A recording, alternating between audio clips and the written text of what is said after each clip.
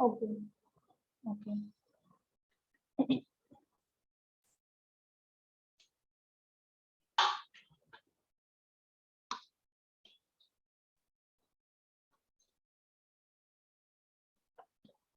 काल आपला उद्योगधंदा टॉपिक चालू होता. आज आपण त्याच्यातच थोडेसे जे काही बाकी आहेत जसे की लोह पोलाद उद्योग इत्यादी आणि अजून छोटे छोटे सिमेंट उद्योग वगैरे ते कुठे कुठे आहेत ते बघूया.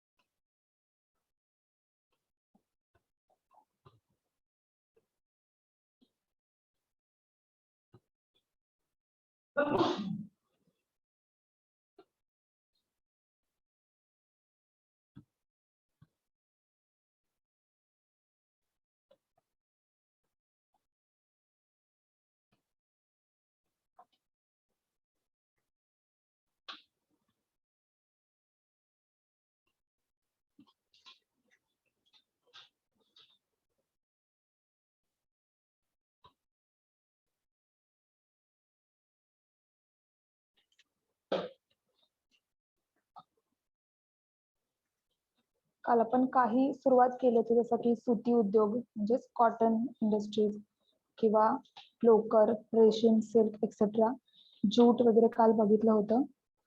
आज त्याच्यातच आपण थोडेसे जे काही बाकी आहेत ते बघूया.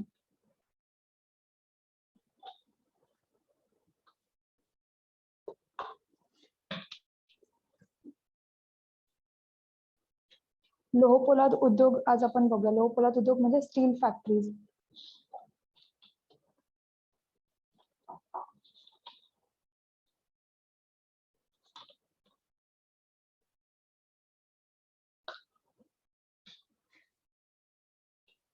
लोह पोलाद उद्योग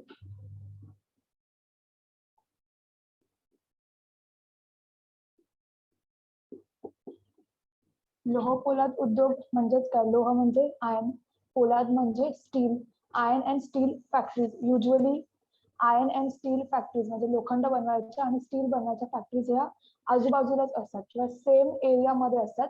म्हणून ते एकाच जी फॅक्टरी समजा आयर्न बनवायची किंवा प्युअर आयर्न बनवायची फॅक्टरी टाकली त्याच्याच बाजूला लगेच स्टीलची फॅक्टरी पण असते युजली.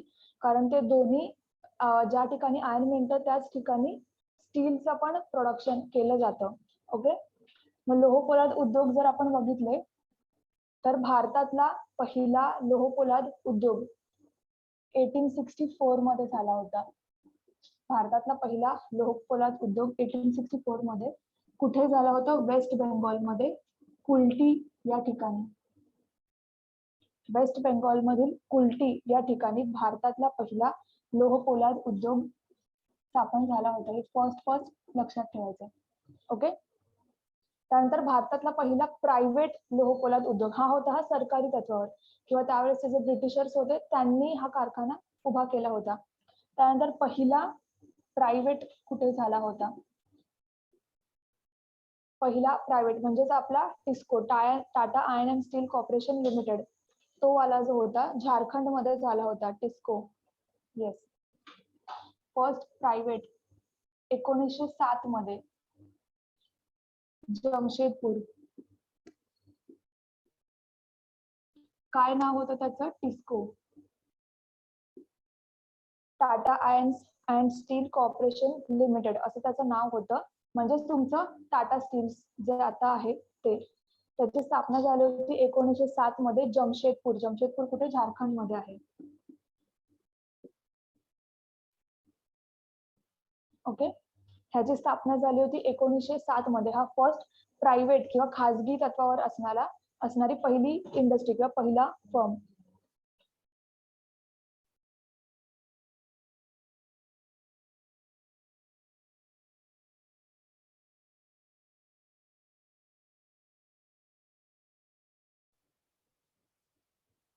हा होता प्रायव्हेट किंवा खाजगी तत्वावरचा पहिला कारखाना, पहिला स्टील किंवा आयर्न अँड स्टील फॅक्टरी. हे लक्षात ठेवायचं. फर्स्ट काय आहे? कंबाईनच्या एक्झामला विचारलं जातं. कारण पहिले मागच्या 1-2 वर्षापूर्वी जोडा लावांमध्ये विचारली होती. पहिली सुती उद्योग कारखाना, लोकर उद्योग कारखाना. मग हे फर्स्ट कोणते आहेत ते लक्षात ठेवायचं. जर तुम्ही भारतामध्ये बघाल तर भारतामध्ये कोणत्या ठिकाणी लोह पोलादचं सर्वात जास्त उत्पादन किंवा सर्वात जास्त फॅक्टरीज आहेत ते म्हणजे झारखंड, छत्तीसगड, ओडिशा, म्हणजे जे सेंट्रल भारताचा जो सेंट्रल पार्ट आहे त्या ठिकाणी. मग हे आहे झारखंड, त्यानंतर आहे छत्तीसगड आणि ओडिशा. या ठिकाणी लोह पोलाद उद्योगाच्या सर्वात जास्त फॅक्टरीज आपण म्हणू शकतो आहेत, किंवा लोह पोलाद रॉ आयर्न असेल त्याला प्युअर फॉर्म मध्ये करणे. मग लिहू नका, लिहून देणार नाही, लक्ष इथे लक्ष असू द्या. ओके, हे इयर्स पण तुम्हाला लक्षात ठेवायचे, कारण ज्यावेळेस लोकरी सुती उद्योग सांगितलं होतं, पहिली कॉटन मिल काल मी तुम्हाला सांगितलं होतं, जमशेदजी कावजी दावर. ओके, कावजी दावर यांची पहिली फॅक्टरी होती, तर त्याचं वर्ष त्यांनी विचारलं होतं. मग त्या सगळ्या एका लाईन मध्ये आहेत, 1852, 54, 56 अशा एका लाईन मध्ये येतात ते. मग हे आहे 1864. पहिली कुठे होती? वेस्ट बेंगॉल मधील कुल्टी या ठिकाणी. हे लक्षात ठेवायचं. झारखंड मध्ये जर तुम्ही बघाल तर बोकारो हे सगळ्यात मोठं हा एरिया आहे जिथे सगळ्यात जास्त आयर्न अँड स्टील फॅक्टरीज आहेत. जर तुम्ही 5 इयर प्लॅन किंवा पंचवार्षिक योजना बघाल इकॉनॉमिक्स मध्ये, जर तुम्हाला इकॉनॉमिक्स शिकवतील त्यावेळेस तुम्हाला कळेल. दुसरा 5 इयर प्लॅन जो होता, दुसरी पंचवार्षिक योजना जी होती, म्हणजे 1956 पासून ते 61 पर्यंत, 1956 पासून 61 पर्यंत भारत स्वतंत्र झाल्यावर दुसऱ्या पंचवार्षिक योजनेमध्ये काही लोह पोलाद उद्योग किंवा कारखाने स्थापन केले गेले होते. ते कोणते होते? एक होता दुर्गापूर, एक होता भिलाई आणि एक होता राऊरकेला. दुर्गापूर आहे वेस्ट बेंगॉल मध्ये, भिलाई आय गेस छत्तीसगड झारखंड मध्ये आहे, राऊरकेला आहे ओडिशा मध्ये. हे होतं सेकंड 5 इयर प्लॅन मध्ये. त्याच्यानंतर फोर्थ 5 इयर प्लॅन मध्ये कोणता झाला होता? Bokaro. Fourth 5 year plan, fourth 5 year plan म्हणजे 1970 पासून ते 74 पर्यंत. ओके, त्यावेळेस झालं होतं बोकारो लोह पोलाद उद्योग याची स्थापना झाली होती. आणि 6th 5 year plan, 6th 5 year plan म्हणजे 1980 पासून ते 85 पर्यंत, हा जो 5 वर्षाचा पिरियड आहे त्याच्यामध्ये झाला होता सालेम आहे चेन्नईला, आणि एक होता विशाखापट्टणम. विशाखापट्टणम कुठे आहे? आंध्र प्रदेशमध्ये. सालेम आहे चेन्नई, चेन्नई म्हणजे तामिळनाडू मध्ये, हा आहे आंध्र प्रदेशमध्ये. हे होते तुमचे सेकंड, फोर्थ आणि 6th 5 इयर प्लॅन मध्ये तयार झालेले लोह पोलाद उद्योग किंवा लोह पोलाद उद्योगाचे कारखाने. हे तुम्हाला लक्षात ठेवायचंय. हे इकॉनॉमिक्स मध्ये कव्हर करतील, पण हे साइड बाय साइड लिंक करून सब्जेक्ट केला तर जास्त सोपं पडेल. ओके, हे लिहून घ्या. झारखंड मधले कोणते ते स्पेसिफिक सांगते. बोकारो आहे, त्याच्यानंतर हा जो जमशेदपूर आणि रांची. रांची ही झारखंडची राजधानीच आहे, तिथेच या फॅक्टरीज आहेत. छत्तीसगड मध्ये आहे भिलाई, ओडिशा मध्ये आहे राऊरकेला. ओके, हे होतं तुमचं लोह पोलाद उद्योगाबद्दलची माहिती. फर्स्ट कधी झाला, भारतामध्ये कोणत्या ठिकाणी मिळतात, मग त्याच्यातला खाणी किंवा त्या एरियाज लक्षात ठेवा. आणि इकॉनॉमिक प्लॅनिंग जे आहे सेकंड 5 इयर प्लॅन, फोर्थ आणि 6th, त्याच्यामध्ये कोणते कोणते झालेत ते लक्षात ठेवा.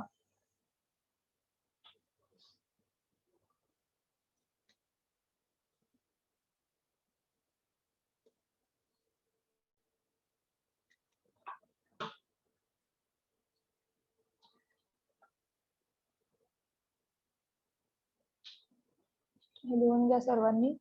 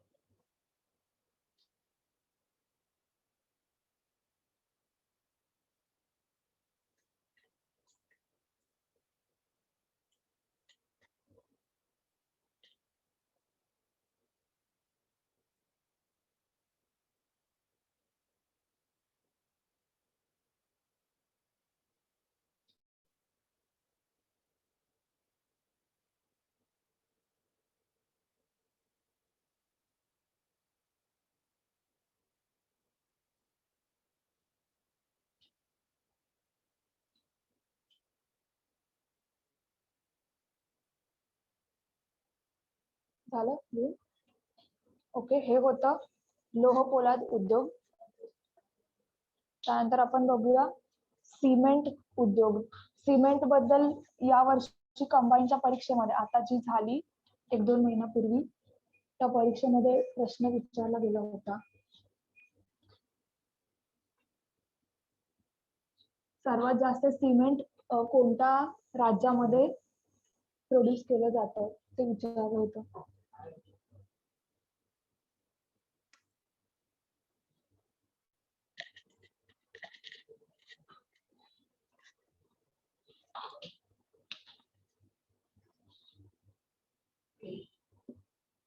सिमेंट उद्योग.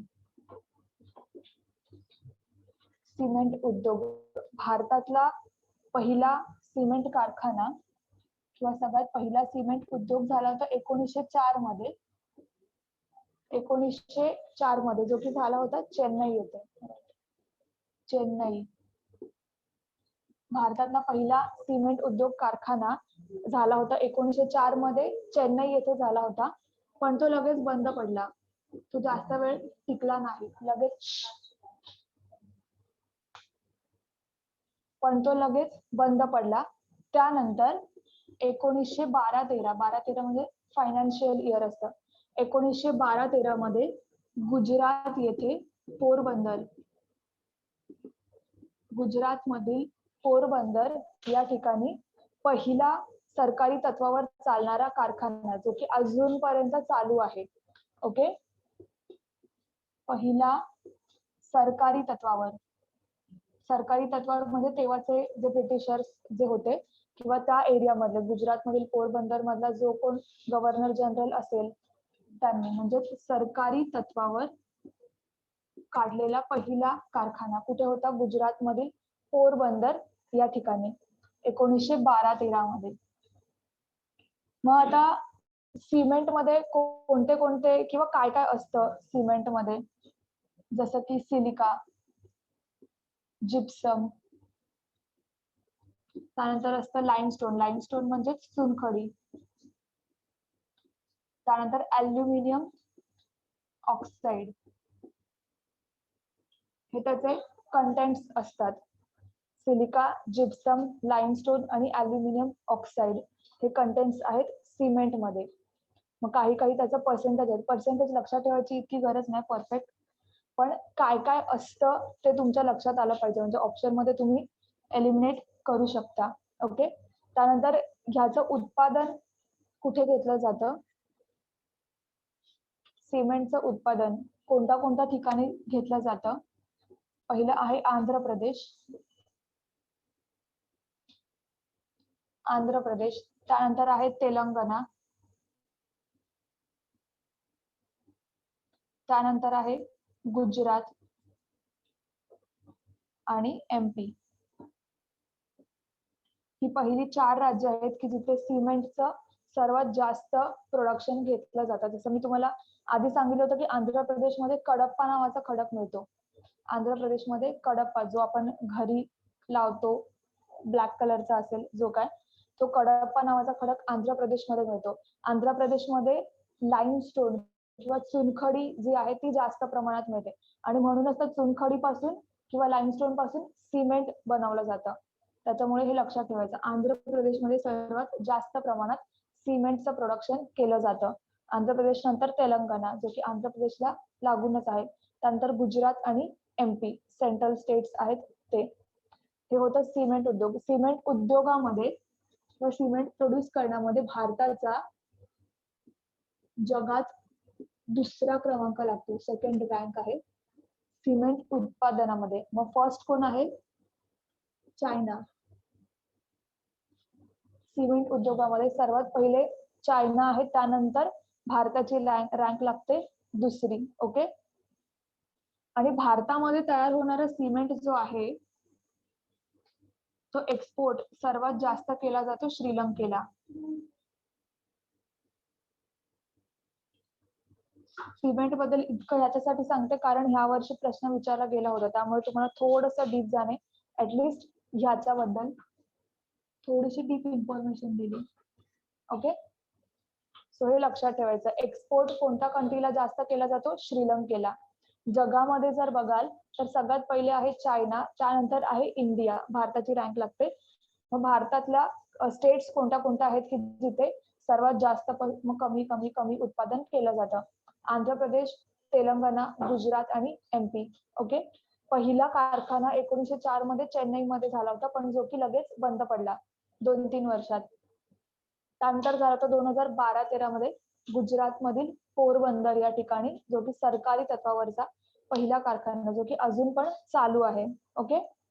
हे होतं तुमचं सिमेंट या उद्योगाबद्दलची माहिती. हे लिहून घ्या सर्वांनी.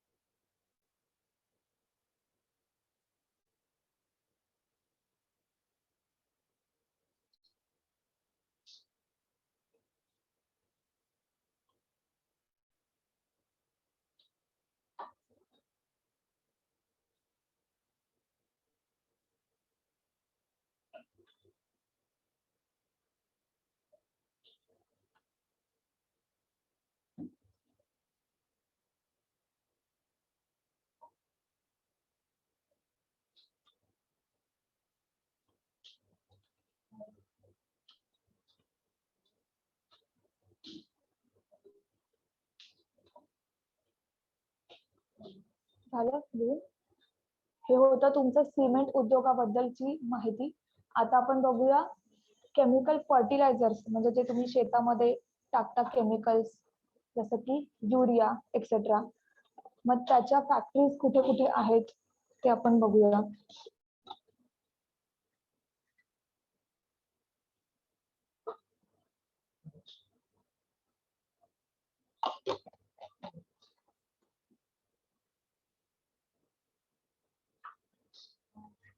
म्हणजेच खत उद्योग. खत म्हणजे तुमचे केमिकल फर्टिलायझर्स.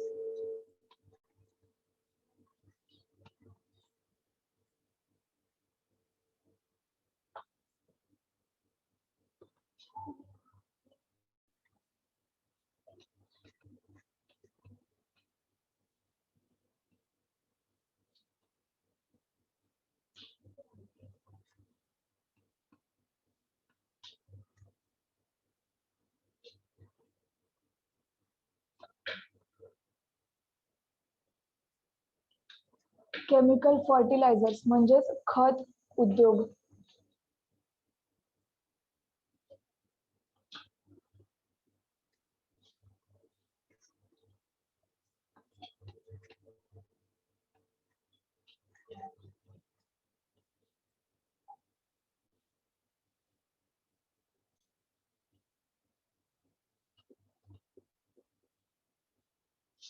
खत उद्योग म्हणजेच केमिकल फर्टिलायझर्सचे कारखाने. युजली भारतात जर बघाल तर भारतात ऑलमोस्ट एव्हरी स्टेटमध्ये खत उद्योगाचे कारखाने आहेत बऱ्यापैकी प्रत्येक स्टेटमध्ये, कारण कृषी किंवा ऍग्रिकल्चर जे आहे ते प्रत्येक स्टेटमध्ये केलं जातं. त्याच्यामुळे त्या पर्टिक्युलर स्टेटमध्ये किंवा भारताच्या प्रत्येक राज्यांमध्ये खत निर्मितीचे कारखाने आहेत किंवा खत उद्योग जे आहेत ते चालतात. तर तुम्ही फक्त आता एवढं लक्षात ठेवायचं की सगळ्यात जास्त कोणत्या राज्यामध्ये आहे.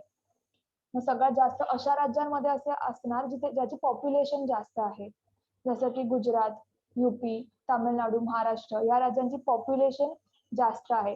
ऍग्रिकल्चर एरिया त्या राज्यांमध्ये जास्त आहे, त्यामुळे खत उद्योगाचे जास्त कारखाने अशा ठिकाणी असेल ज्या ठिकाणी पॉप्युलेशन जास्त आहे, जसं की गुजरात,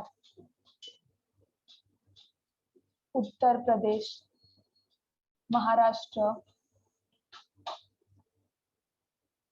तामिळनाडू, एमपी हे आहेत पहिले 5 राज्य. त्याच्यानंतर ऑलमोस्ट प्रत्येक स्टेटमध्ये खत उद्योगाचे कारखाने आहेत. खत उद्योग, खत किंवा जे केमिकल फर्टिलायझर्स जे आपण शेतामध्ये टाकतो त्याच्यामध्ये काय काय असतं, एक फॉर्म्युला फक्त ते लक्षात ठेवायचा, NPK. NPK म्हणजेच काय, नायट्रोजन, फॉस्फरस,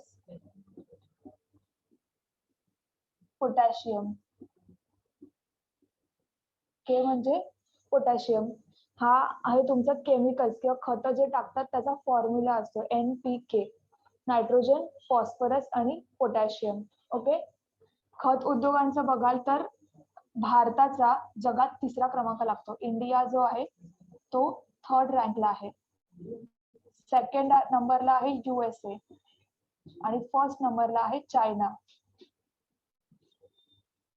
म्हणजेच काय, भारताची रँक कितवी आहे खत उत्पादनामध्ये, केमिकल फर्टिलायझर्सच्या उत्पादनामध्ये भारताची रँक आहे 3री.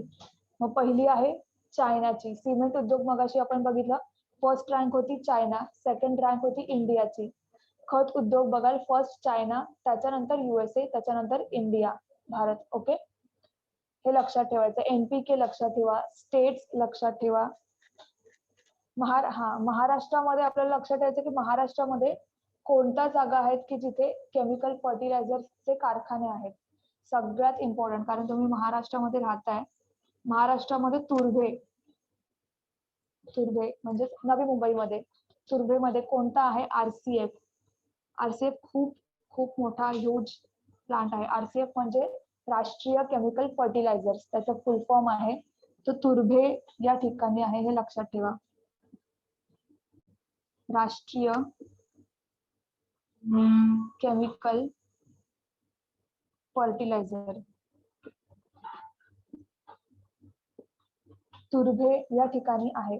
आणि त्यानंतर म्हणजे महाराष्ट्रामध्ये 2च प्लांट्स आहेत जे खत निर्मिती करतात, पण ते खूप मोठ्या तत्वावर, खूप ह्यूज प्लांट्स आहेत. एक आहे तुर्भे या ठिकाणी आणि एक आहे थळ वायशेत. हे कुठे आहे, रायगड मध्ये आहे.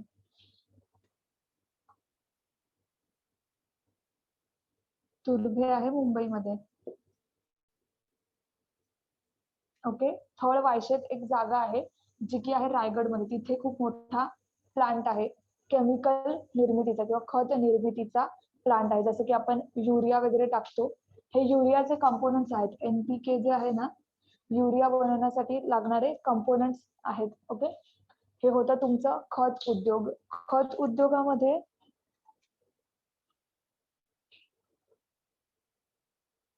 फर्स्ट नाही, एक लक्षात ठेवा, खत उद्योगामध्ये भारत स्वतंत्र व्हायच्या आधी एक खूप मोठी फॅक्टरी झाली होती, पण ती लगेच बंद पडली. मग भारत स्वतंत्र झाल्यानंतर 1951 मध्ये ज्यावेळेस जवाहरलाल नेहरू होते, ज्यावेळेस भारत जस्ट स्वतंत्र झाला होता आणि आपण ऍग्रिकल्चर सेक्टरवर जास्त फोकस केलं होतं, कारण बरीच सारी लोकसंख्या त्यावेळेस शेतीवर अवलंबून होती. मग त्यावेळेस 1951 मध्ये जवाहरलाल नेहरू यांनी भारतातला पहिला खत कारखाना तो आहे सिंद्री खत कारखाना. सिंद्री खत कारखाना कुठे आहे? झारखंड मध्ये आहे. हे लक्षात ठेवायचं. भारताचा पहिला खत कारखाना कुठे आहे?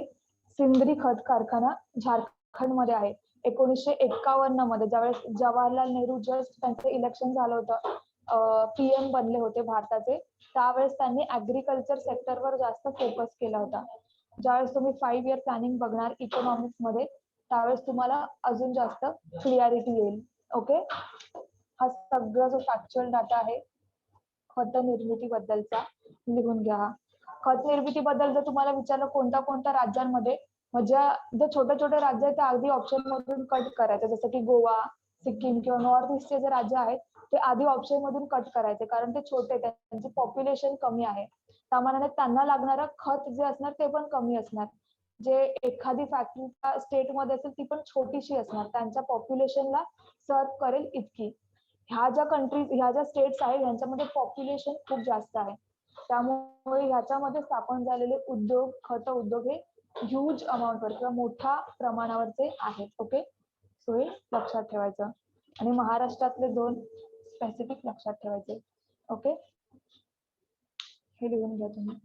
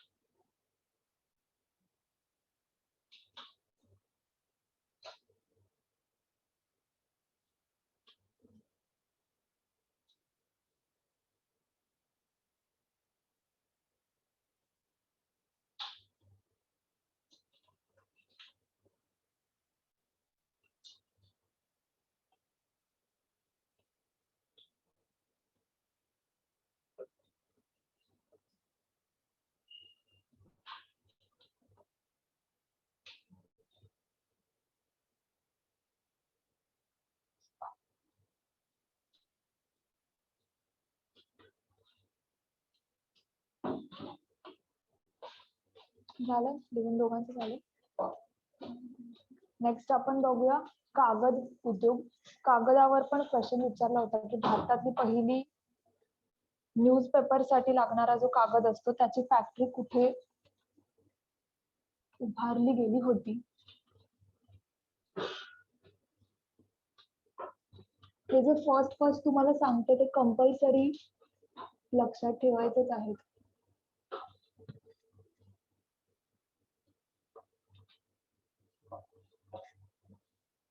तुम्ही पण आयोगाचे जे पण क्वेश्चन विचारलेत ना ते बघायचे. आता हा टॉपिक शिकवते ना त्याच्यावर लगेच आयोगाचे प्रश्न बघायचे कोणते कोणते विचारलेत, म्हणजे तुम्हाला पण क्लिअरिटी येईल कसे प्रश्न विचारतात.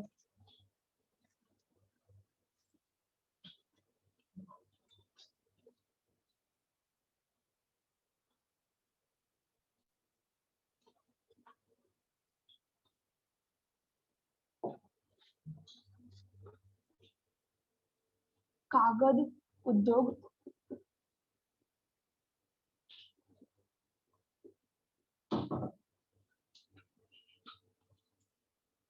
कागद उद्योग भारतामध्ये तेव्हा सुरू झाला ज्यावेळेस ब्रिटिश भारतात आले. त्या आधी कागदावर आपण इतकं लक्ष फोकस केलं नव्हतं, पण ज्यावेळेस ब्रिटिश भारतात आले, ज्यावेळेस पेपर मिल्स सुरू झाला, ज्यावेळेस न्यूजपेपर वगैरे वाटायला सुरुवात केली, त्यावेळेस कागदाच्या ज्या उद्योग आहेत छोटे छोटे किंवा प्रिंटिंग प्रेस म्हणा त्याची सुरुवात झाली. त्यानंतर कागदाच्या किंवा कागद या गोष्टीवर लक्ष फोकस करण्यात आलं. ओके, मग कागदासाठीची फर्स्ट मिल जी होती ती झाली होती 1832 मध्ये. तुम्ही हिस्ट्री जर वाचलं असेल तर 1832 मध्ये एक न्यूजपेपर महाराष्ट्रामध्ये सुरू झाला होता. तो कोणता होता ते मला कमेंट मध्ये सांगा. 1832 मध्ये भारतातला पहिला न्यूजपेपर केसरी नाही दर्पण झाला होता. बाळशास्त्री जांभेकर यांनी सुरू केला होता.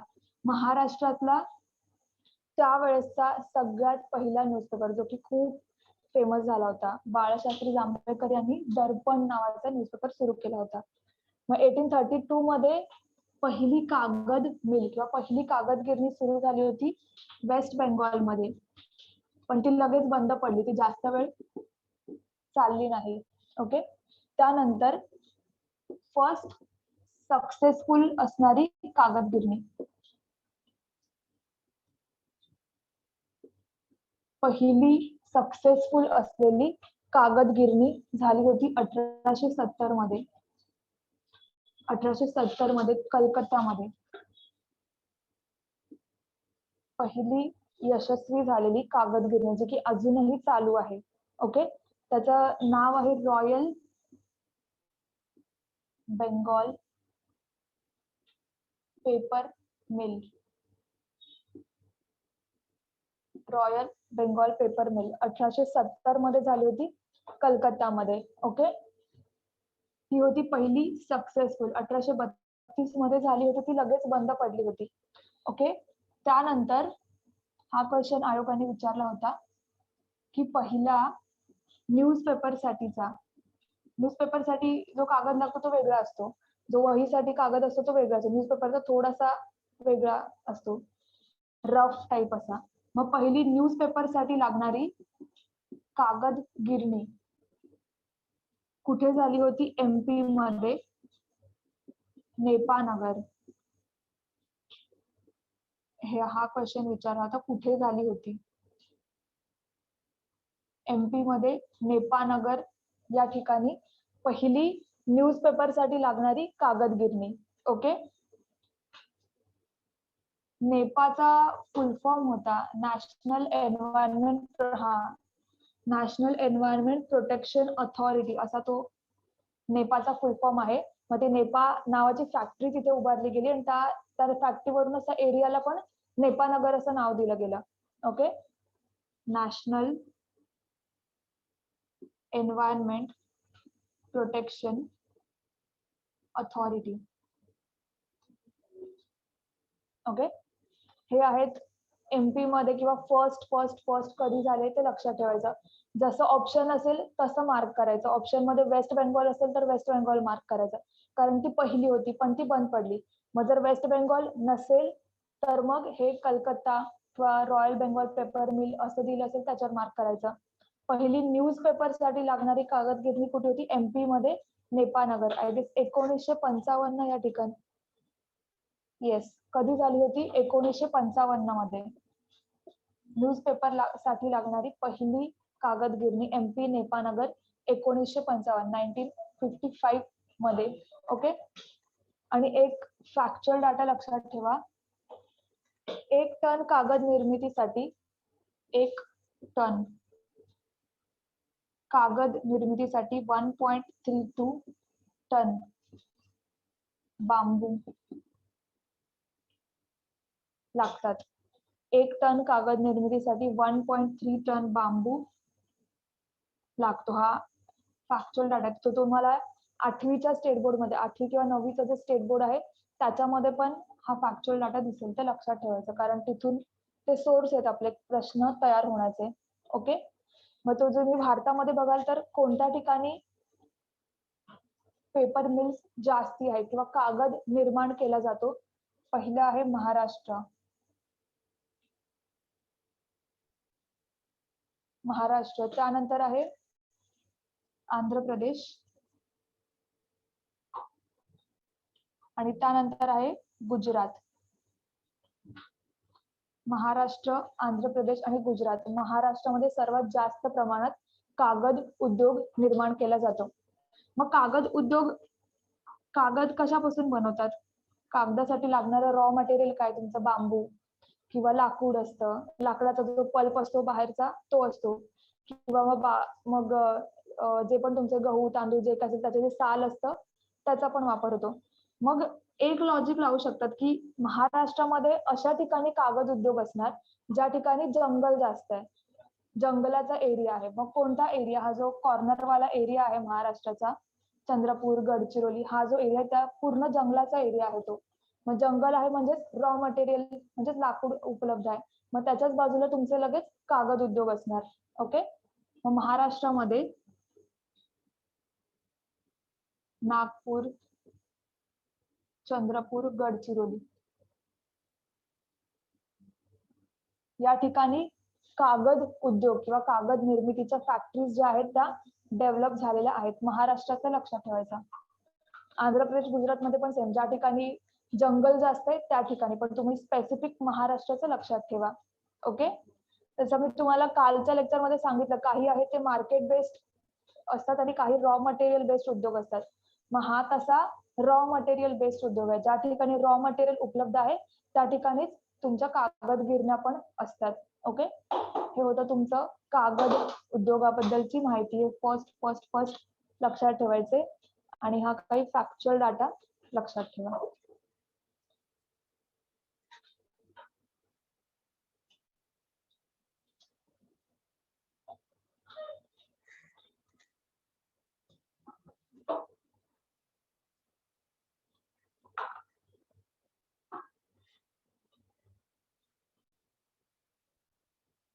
तुमच्या शब्दात तुम्हाला जसं वाटेल तसं लिहा, कारण जर तुम्ही अगदीच पॉइंट नुसार लिहिलं तर नंतर कळणार नाही काय लिहिलं.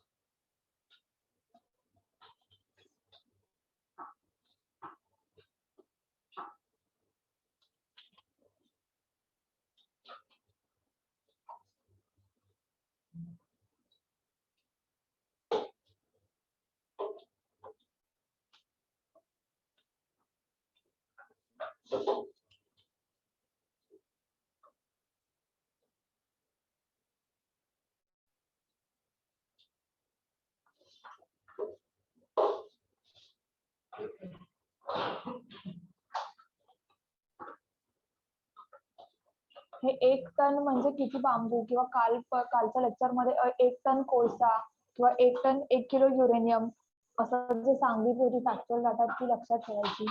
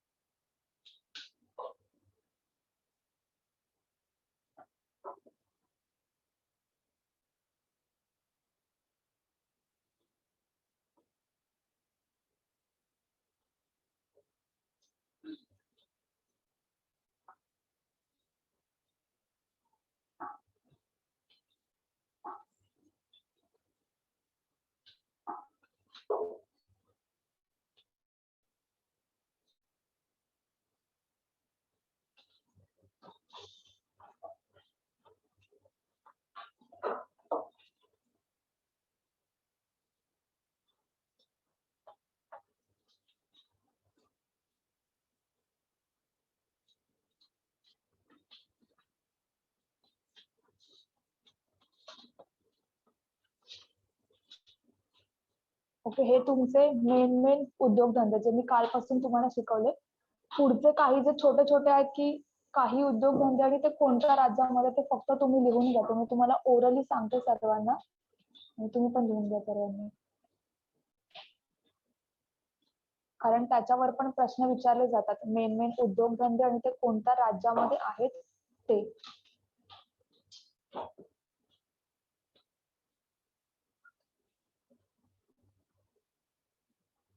पहिलं लिहून घ्या.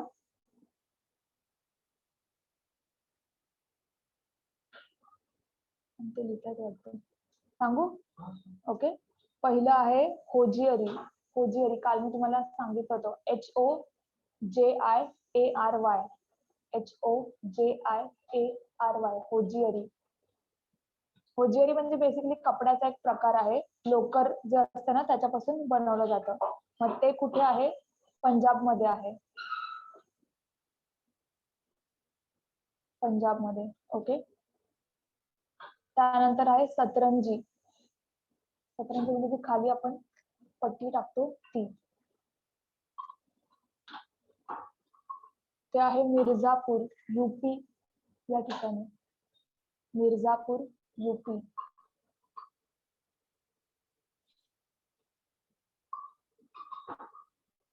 त्यानंतर खेळणी. याच्यावर क्वेश्चन विचारला होता की खेळणी कुठे कोणत्या ठिकाणी मिळतात, त्याला स्टार मार्क करून घ्या. खेळणी आहे आंध्र प्रदेश, तेलंगणा या ठिकाणी सर्वात जास्त खेळणी मिळतात. आंध्र प्रदेश आणि तेलंगणा.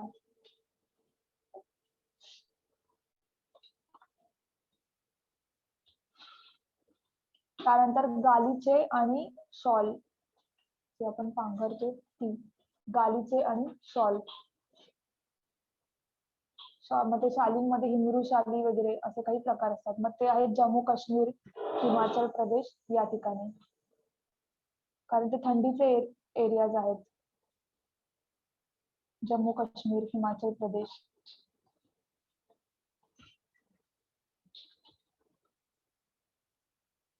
ओके, त्यानंतर आहे क्रीडा साहित्य म्हणजे स्पोर्ट्स साठी लागणारे इक्विपमेंट. क्रीडा साहित्य सगळ्यात मोठा जी स्पोर्ट्स फॅक्टरी आहे ती नाही, UP मध्ये आहे. UP मध्ये मीरत या ठिकाणी, MIRAT, मीरत, MIRAT, UP मध्ये. आणि त्यानंतर पंजाब मध्ये आहे पटियाला या ठिकाणी.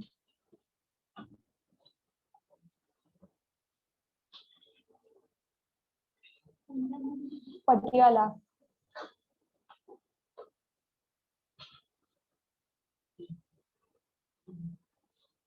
ओके, त्यानंतर अत्तर. अत्तर स्मेल घेतात ना, सुगंधी द्रव्य अत्तर. UP मध्ये कन्नौज या ठिकाणी.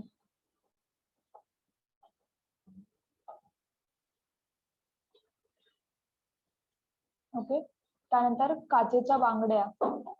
काचेच्या बांगड्या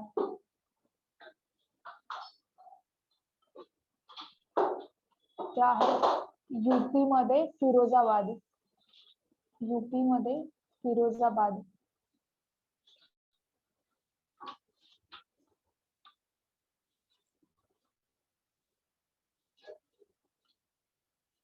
त्यानंतर रेल्वे इंजिन्स. रेल्वे इंजिन ह्याच्यावर पण क्वेश्चन होता.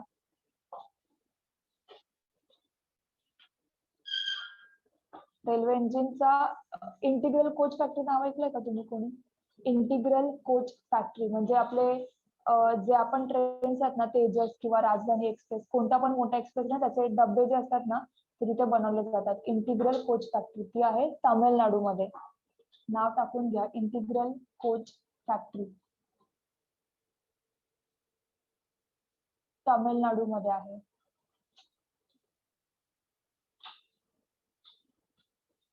आणि त्याच्यानंतर वेस्ट बेंगॉल मध्ये एक मोठी फॅक्टरी आहे त्याची, रेल्वे इंजिनची. एक आहे तामिळनाडू मध्ये इंटिग्रल कोच फॅक्टरी. त्यानंतर आहे वेस्ट बेंगॉल मध्ये. वेस्ट बेंगॉल मध्ये आहे Chittaranjan locomotive works. Chittaranjan locomotive works.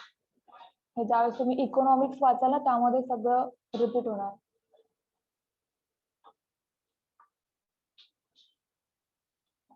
त्यानंतर विमान निर्मिती म्हणजे प्लेन्स, एरोप्लेन्स, विमान निर्मिती.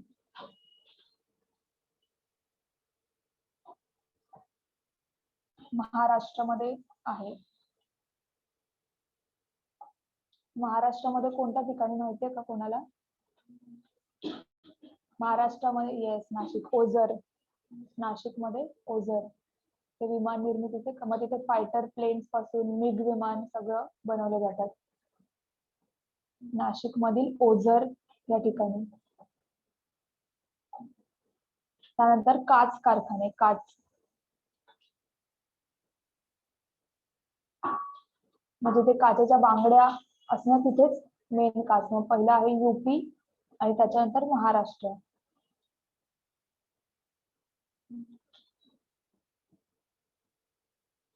महाराष्ट्रामध्ये कुठे? पुण्यामध्ये एक तळेगाव दाभाडे नावाचं ठिकाण आहे, तिथे पुणे फक्त लिहून ठेवा. महाराष्ट्रामध्ये पुणे या ठिकाणी. त्यानंतर आहे जहाज बांधणी. जहाज बांधणी. जहाज बांधणीचे कारखाने अशा ठिकाणी असतील जे तुमचे खालचे जे समुद्राला लागून जे ठिकाणं आहेत त्या ठिकाणी. मग तिथे आहे आंध्र प्रदेश आणि तामिळनाडू मध्ये. मग आंध्र प्रदेश बोललं तर आंध्र प्रदेश मधलं विशाखापट्टणम, तामिळनाडू मध्ये चेन्नई असं. बेसिक कारण त्या जहाजापासून जिथे जर आतमध्ये कुठेतरी जहाज बनवलं तर तिथून ते ट्रान्सपोर्ट करायला तेवढा खर्च लागणार. मग त्याच्यापेक्षा जे कॉर्नरचे किंवा किनारीचे प्रदेश आहेत त्या ठिकाणीच बनवले जातात. त्यानंतर आहे औषध निर्मिती. औषध निर्मिती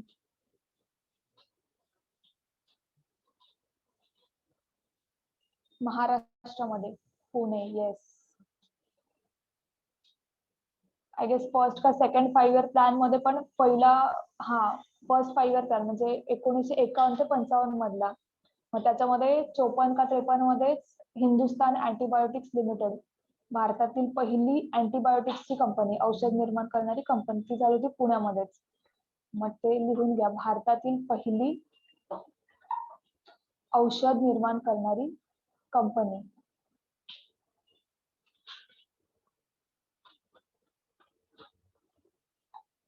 हिंदुस्तान अँटीबायोटिक्स लिमिटेड, म्हणजे अजून पण आहे पुण्यामध्ये, पुणे या ठिकाणी.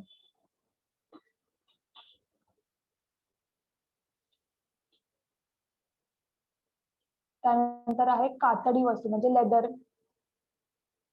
किंवा लेदर गुड्स असं लिहून ठेवा. लेदरच्या वस्तू असं लिहा. त्या मिळतात युपी मध्ये.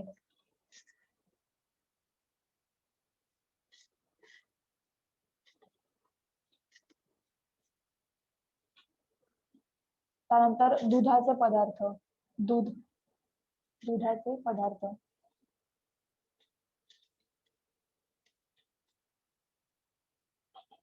दुधाचं जे तुम्ही आता अमूल दूध वापरतात त्याची सुरुवात कुठे झाली होती? गुजरातमध्ये.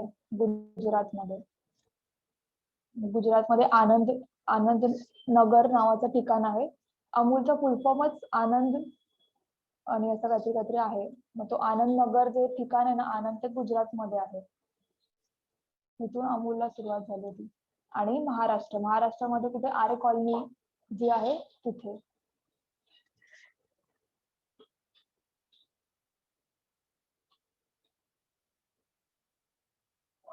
त्यानंतर लष्करी साहित्य म्हणजे दारुगोळा, गन, बंदुका एक्सेट्रा.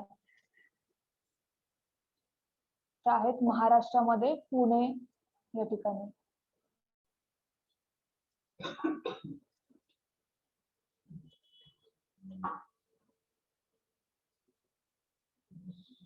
महाराष्ट्रातील पुणे या ठिकाणी.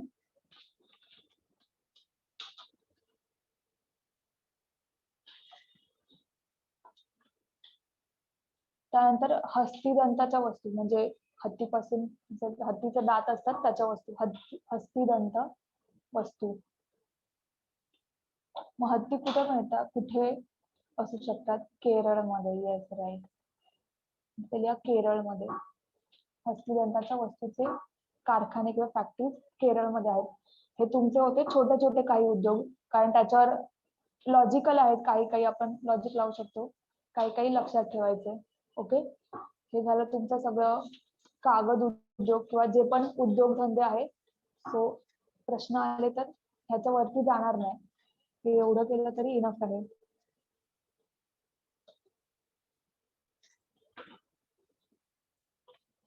तुम्हाला फक्त लक्षात ठेवायचं की पहिले पहिले पहिले कुठे झालेले आहेत आणि महाराष्ट्राशी संबंधित आहेत तर महाराष्ट्रामध्ये स्पेसिफिक कुठे आहेत, कारण आपण स्टेट पीसीएस देतो तर महाराष्ट्राचं लक्षात ठेवायचं. महाराष्ट्राचं लक्षात ठेवलं तर तुमचं कंबाईनच्या एक्झामचं पण साइड बाय साइड होऊन जातं.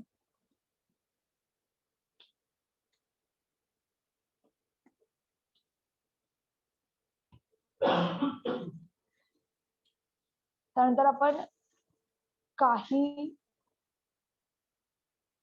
प्रश्न जे असतात ते जलमार्ग, लोहमार्ग, रस्ते मार्ग, तुमच्या रेल्वे कुठे आहेत किंवा जलमार्ग कोणते कोणते आहेत त्याच्यावर प्रश्न विचारले जातात. मग ते आपण एक एक कव्हर करूया. ओके, रोड्स असं नाव द्या त्याला, रोड्स, रस्ते. जमिनीवरचे रस्ते, पाण्यातले रस्ते, रुळाचे रस्ते एक्सेट्रा. रस्ते किंवा रोड्स असं नाव द्या.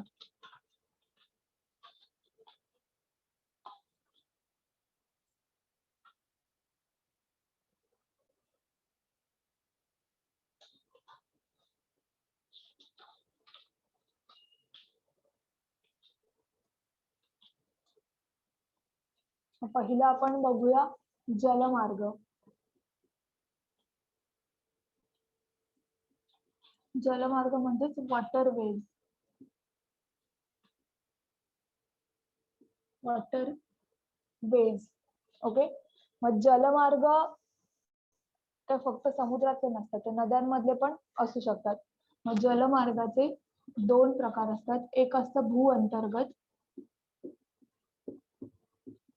आणि एक असतं समुद्री जलमार्ग.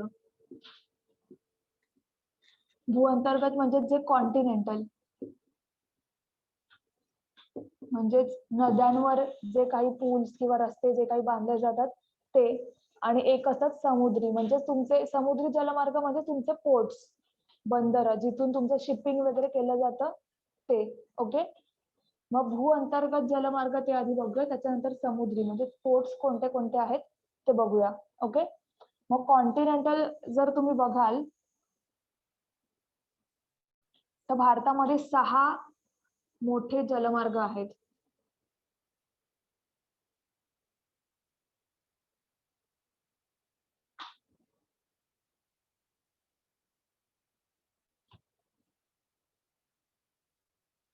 हा आहे तुमचा इंडिया. ओके, मग ह्याच्यामध्ये मॅप वाईज जर तुम्ही लक्षात ठेवलं तर इझी राहील रादर दॅन पाठ करण्यापेक्षा. मग पहिला जलमार्ग या ठिकाणी आहे, म्हणजेच गंगा नदीवर. ओके, इथे तुमची गंगा नदी वाहते. मग पहिला जलमार्ग आहे गंगा नदीवर. ओके, त्याच्यानंतर इथे आहे दुसरा ब्रह्मपुत्रा नदीवर. त्याचे नाव आहेत स्पेसिफिक, तुम्ही लिहून देणार किंवा कुठून कुठपर्यंत ते लिहून देणार. ओके, हे फक्त कुठे कुठे आहे ते लक्षात ठेवायचं. तिसरं आहे केरळमध्ये, ज्या छोट्या छोट्या छोट्या नद्या अरबी समुद्रामध्ये जातात त्या ठिकाणी, म्हणजे केरळ हा जो राज्य, कर्नाटक केरळचा रिजन आहे तिथे आहे तिसरा जलमार्ग. त्याच्यानंतर आहे चौथा वरती, म्हणजे महानदी, ब्राह्मणी या ठिकाणी. ओके, पाचवा इथे आहे तो साऊथ मधला जो छोटा छोटा महानदी ब्राह्मणी इथे या ठिकाणी येणार असा. फोर्थ, पाचवा जो जलमार्ग आहे तो या नद्या इथे कोणत्या, गोदावरी, कृष्णा, कावेरी ह्या नद्यांचा जो भाग आहे ह्या सगळ्या अशा आंध्र प्रदेश, तामिळनाडू मध्ये वाहतात, गोदावरी, कृष्णा, कावेरी. मग त्या ठिकाणी आहे नेक्स्ट जलमार्ग गोदावरी, कृष्णा, कावेरी या नद्यांवर आहेत पुढचा 5वा जलमार्ग. आणि 6वा जलमार्ग जो आता रिसेंटली डेव्हलप झालाय तो लक्षात ठेवायचा. मिझोरम या ठिकाणी, मिझोरम किंवा नॉर्थ ईस्टचा जो खालचा एरिया आहे, मणिपूर, मिझोरम या ठिकाणी बराक नावाची नदी आहे. बराक नावाची नदी आहे, तिथे आहे 6वा जलमार्ग. जलमार्ग म्हणजे तो एरिया त्यांनी डेव्हलप केले किंवा त्या पाण्याचा वापर आपण ट्रॅव्हलिंगसाठी, मग ते जहाज असतील किंवा होडी असतील, जे काय असेल, किंवा त्याच्यावर पूल बांधणी असेल. ओके, जर तुम्ही ऋषिकेशला गेला तर अशा गंगा नदीवर पूल्स बांधलेत या या टोकापासून ह्या टोकावर जायला. ओके, त्यालाच बोलतात जलमार्ग. म्हणजे त्या ज्या नदीचा वापर करून तो एरिया डेव्हलप करायचा किंवा ट्रान्सपोर्टसाठी त्या एरियाचा वापर झाला पाहिजे या अर्थाने. मग भारतामध्ये असे 6 जलमार्ग आहेत की जे डेव्हलप झालेले आहेत. 6वा लक्षात ठेवायचं, बराक नदी मिझोरम मधून जाते आणि खाली म्यानमार वगैरे हा जो एरिया आहे तिथे त्या देशांमध्ये पुढे कंटिन्यू होते. ओके, हे आहेत तुमचे 6 जलमार्ग. मध्ये स्पेसिफिक कुठून कुठपर्यंत आहे ते मी सांगते तुम्हाला. जो पहिला आहे गंगा नदीचा तो आहे अलाहाबाद टू हल्दिया. हा थोडासा एक्सटेन्शन आहे. हल्दिया कुठे आहे? वेस्ट बेंगॉलचा जो एरिया आहे तिथे पोर्ट आहे हल्दिया नावाचा. अलाहाबाद कुठे आहे? युपी मध्ये. मग अलाहाबाद टू हल्दिया असा हा जो एरिया आहे तो त्यांनी पूर्ण डेव्हलप केलेला आहे ट्रान्सपोर्टेशन साठी. हा आहे पहिला जलमार्ग. दुसरा आहे ब्रह्मपुत्रा नदीवर धुबरी टू सादिया. डुबरी म्हणजे इथे आसामच्या इथे कॉर्नरचा जो एरिया आहे तिथे डुबरी आहे. सादिया असं खाली जर तुम्ही पश्चिम बंगालच्या इथे बॉर्डरला वगैरे गेला तर तिथे सादिया आहे. बांगलादेशच्या ही जी बॉर्डर आहे तिथे बांगलादेश लागतो लगेच भारताला, जॉईंट आहे. मग बांगलादेशची जी बॉर्डर आहे तिथे सादिया आहे. मग डुबरी टू सादिया हा एरिया डेव्हलप केला आहे ब्रह्मपुत्रा नदीवर. ओके, ह्याच्यावर क्वेश्चन विचारलेले आहेत ते लक्षात ठेवायचे. जो थर्ड आहे कर्नाटक केरळचा जो रिजन आहे तो आहे Kottapuram to kolam.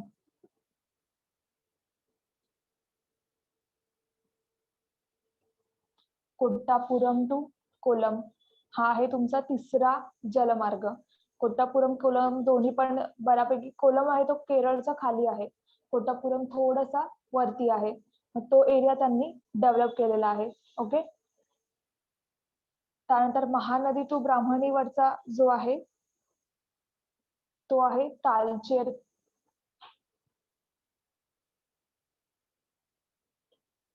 Talcher I guess Odisha हा जो एरिया आहे त्या ठिकाणी आहे तालचेर. तालचेर पासून धामरा,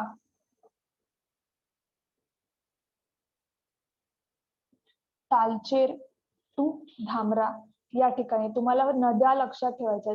नद्यांवर प्रश्न विचारले गेलेले आहेत. एक्झॅक्टली स्पेसिफिक हे जे लिहून देते त्याच्यावर विचारण्याचे चान्सेस कमी आहेत, पण कोणत्या नदीवर आहेत किंवा कोणत्या एरियामध्ये असा तुमचा मॅप पण तुम्हाला काढून देऊ शकतात आणि तिथे ऍरो करून विचारू शकतात 1 2 3 4 काय आहे, किंवा मग जोडा लावून मध्ये विचारू शकतात पहिला कोणत्या नदीवर, दुसरा कोणत्या नदीवर आहे.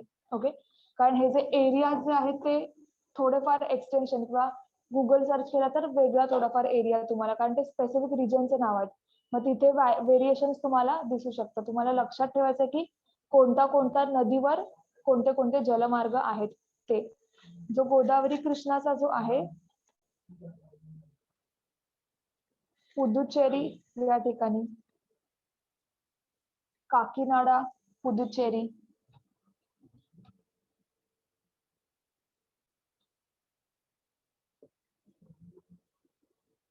काकीनाडा पुदुचेरी असा आहे हा गोदावरी कृष्णा नदीवरचा जलमार्ग.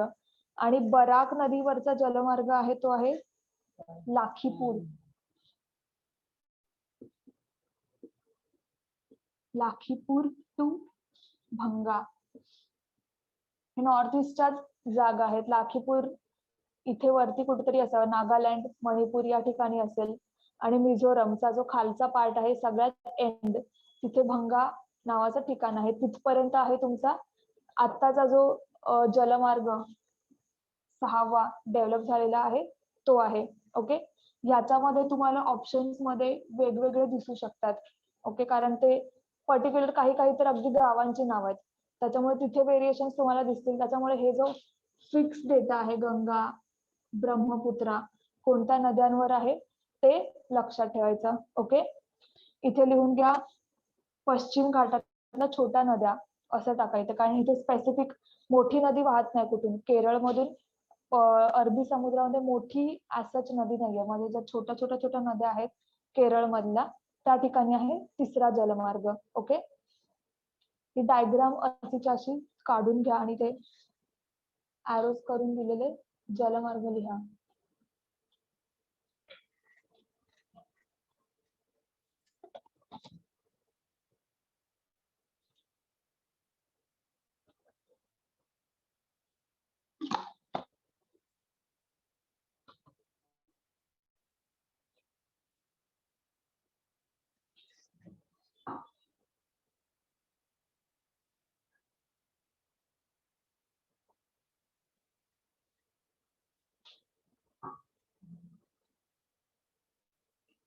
जो गंगा नदीचा आहे ना तिथे ऍरो करून अजून लिहा की तो भारताचा सर्वात मोठा जलमार्ग आहे. गंगा नदीवरचा जलमार्ग भारताचा सर्वात मोठा जलमार्ग आहे. आणि जो मी बराक नदीचा सगळ्यात शेवटी बोली 6वा तो आता रिसेंटली डेव्हलप झालाय. तो कधी झालाय 2013 मध्ये. त्याचं वर्ष लिहा. बराक नदीवरचा जो आहे ना 6वा तो 2013 मध्ये डेव्हलप झाला. फक्त इयर लिहा तिकडे.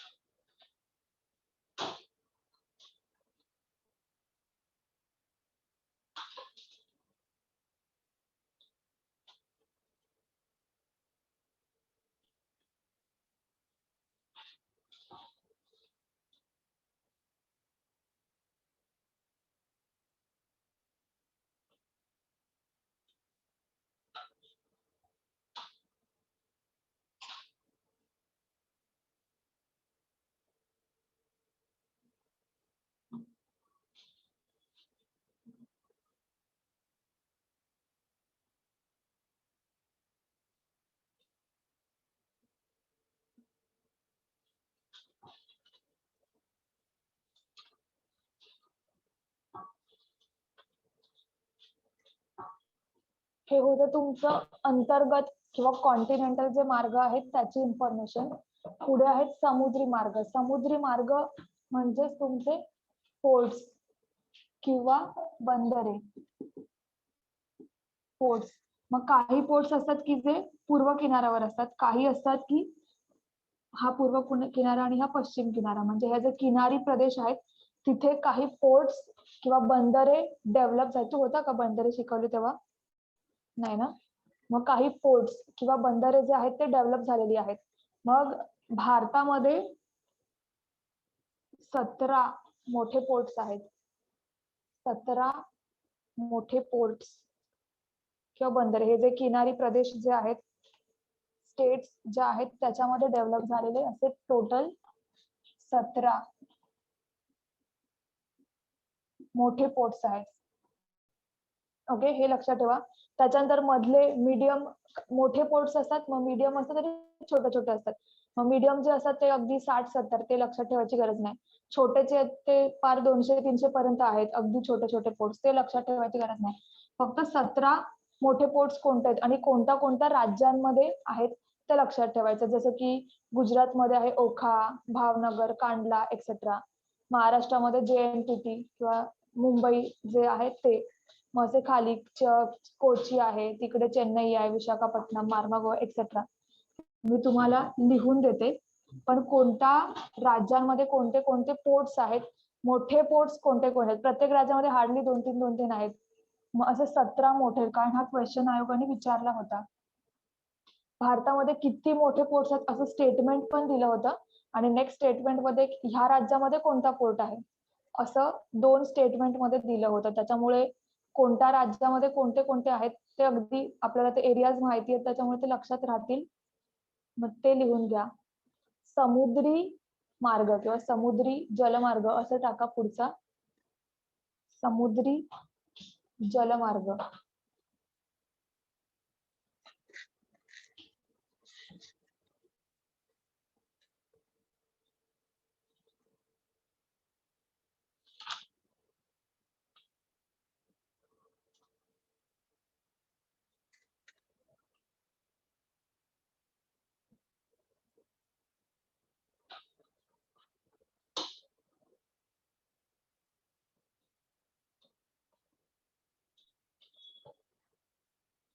मग त्याच्यामध्ये लिहा, एक स्टेटमेंट लिहून घ्या. भारतामध्ये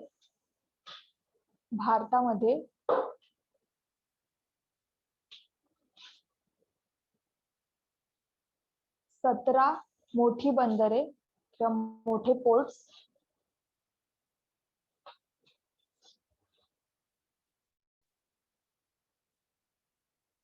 व 200च्या वर मध्यम व छोटी बंदरे आहेत. मीडियम अँड स्मॉल पोर्ट्स, मध्यम व छोटी बंदरे आहेत.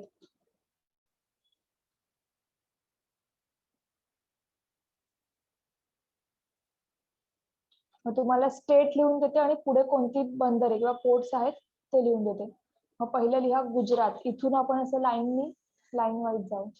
पहिलं आहे गुजरात. गुजरातमध्ये आहे कांडला, ओखा आणि भावनगर.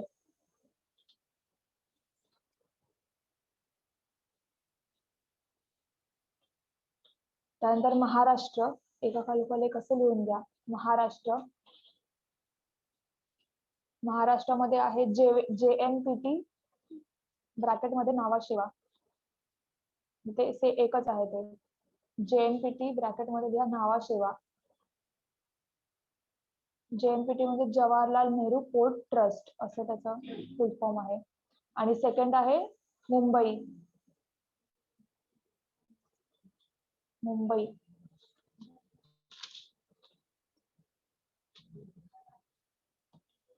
जे कांडला लिहिलंय ना गुजरातच्या इथे, तिथे ॲरो करून लिहा. कांडला बंदर जे तिथे ॲरो करून लिहा. भारतातले सगळ्यात पहिले मुक्त बंदर म्हणजे फ्री पोर्ट, म्हणजे ब्रिटिशांपासून फ्री झालेलं असं. भारतातले सगळ्यात पहिले मुक्त बंदर किंवा फ्री पोर्ट असं लिहा.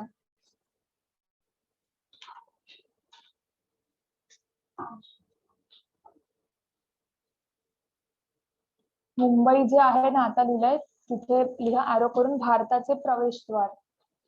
भारताचे प्रवेशद्वार.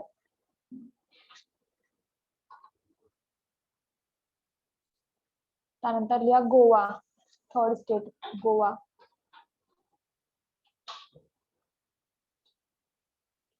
गोवा मध्ये आहे मार्मा गोवा किंवा त्यालाच मुरगाव असं पण म्हणतात. मार्मा गोवा किंवा मुरगाव एकच आहे ते.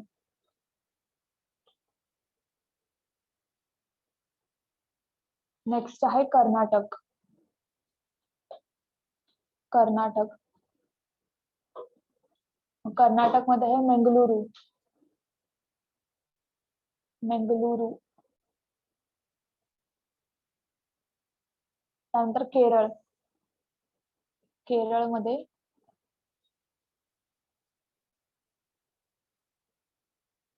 पहिले आहे कोची. कोची. कोची बंदर मध्ये लिहा पेट्रोलियम इम्पोर्ट केलं जातं किंवा पेट्रोलियमची आयात केली जाते.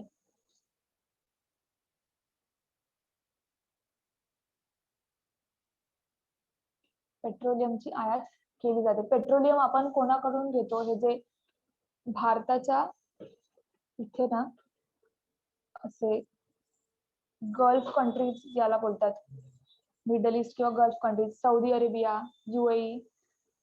सौदी अरेबिया इथे युएई आहे, इथे ओमान आहे आणि इथे खाली येमेन आहे. तिथून आपण ऑइल जे पण रॉ फॉर्म मध्ये जे लागणार पेट्रोल वगैरे जे काय ऑइल रॉ फॉर्म मध्ये खनिज तेल इम्पोर्ट करतो. मग तो येतो इथे कोची मध्ये असं. मग एक आहे कोची आणि एक आहे कालिकत. कालिकत. कालिकतलाच बोलतात queen of Arabian Sea. Queen of Arabian Sea. का बोलतात? कारण पूर्वीच्या काळी म्हणजे अगदीच सुरुवातीच्या काळात जे मसाल्याचे पदार्थ कुठे निर्माण होतात? केरळमध्ये सर्वात जास्त. मग ते जे मसाल्याचे पदार्थ जे आहेत ते त्या बंदरामधून एक्सपोर्ट केले जाते दुसऱ्या देशांना. म्हणून त्याला क्वीन ऑफ अरेबियन सी असं म्हणतात. अरबी समुद्राची राणी असं. त्याच्यानंतर आहे तमिळनाडू. तमिळनाडू.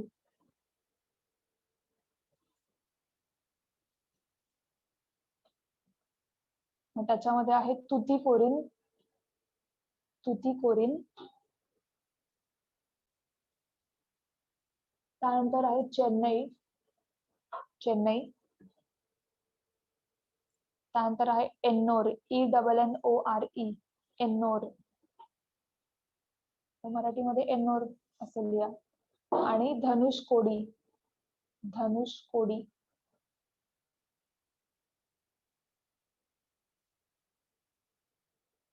ओके.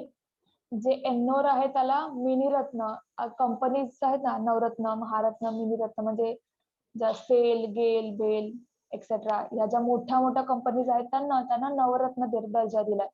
म्हणजे 9 असे सेक्टर्स आणि त्याच्याशी रिलेटेड कंपनीज एकदम मोठ्या सरकार ज्या चालवतात त्या. मग एक असतं नवरत्न, एक असतं मिनीरत्न, एक असतं महारत्न. ते तुम्ही आता नका डोक्यात घालू. फक्त एन्नोरला त्यांनी मिनीरत्न असा दर्जा आता रिसेंटली दिलाय. त्याला फक्त ब्रॅकेट करून दिला मिनीरत्न दर्जा.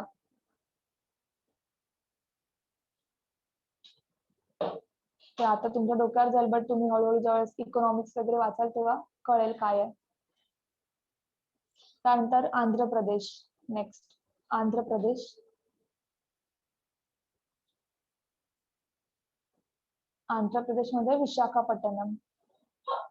विशाखापट्टणम.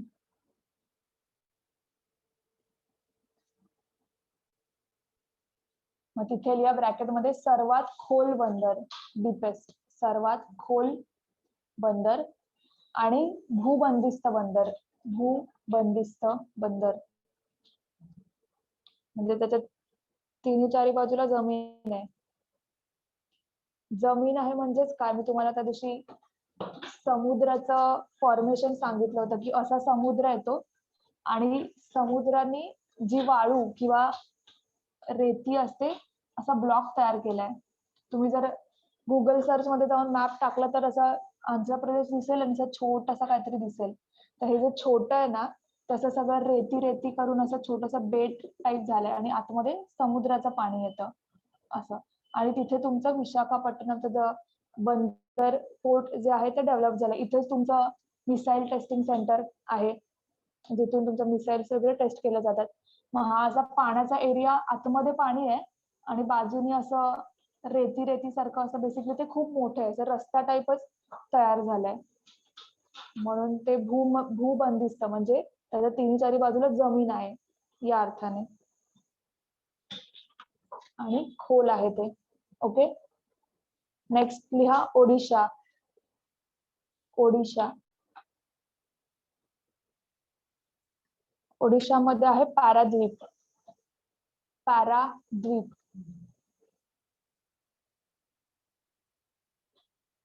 पॅराद्वीप मधूनच तुमचं आयर्न, स्टील, आयर्न आणि कोल एक्सपोर्ट केलं जातं, कारण ते त्या सेंट्रल एरियाला लागून आहे.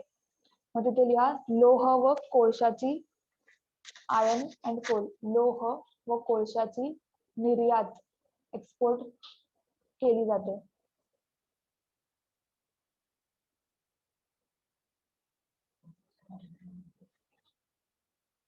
आणि त्यानंतर लिहा पश्चिम बंगाल, वेस्ट बेंगॉल.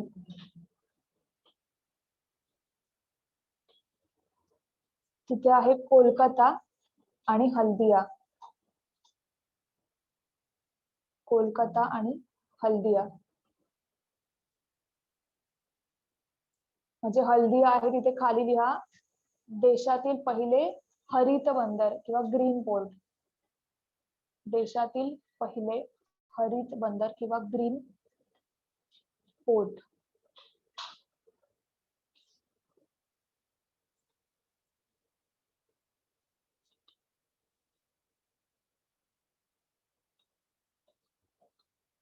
हे होते तुमचे पोर्ट्स किंवा जलमार्ग. मग भू अंतर्गत आणि समुद्रातले कोणते कोणते आहेत. समुद्रातला विचारलं तर पोर्ट्स लक्षात ठेवायचे. भू अंतर्गत कॉन्टिनेंटल विचारलं तर हे 6 जे मोठे जलमार्ग आहेत ते लक्षात ठेवायचे, कारण त्याच्यावर विचारले जातात प्रश्न. ओके,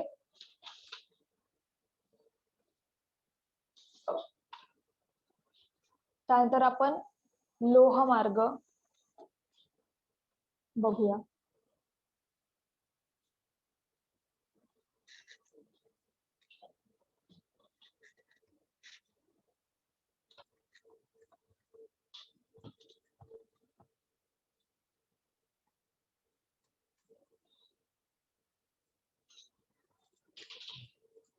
लोहमार्गावर पण असे क्वेश्चन जर कंबाईन वगैरे द्याल किंवा अगदी वन लाईनर क्वेश्चन विचारले तर भारतातले रेल्वे झोन्स विचारतात ते लोक. भारतामध्ये जवळपास 17-18 रेल्वे झोन्स आहेत. मग ते कुठे कुठे आहेत.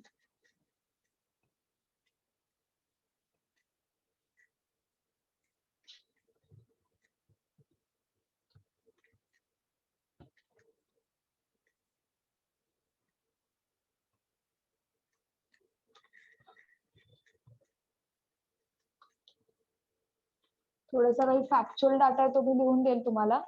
जसं की आता रिसेंटली आलेली तेजस एक्सप्रेस किंवा भारतातील सगळ्यात फास्ट एक्सप्रेस कोणती आहे. स्लो नाही, फास्ट एक्सप्रेस विचारतात.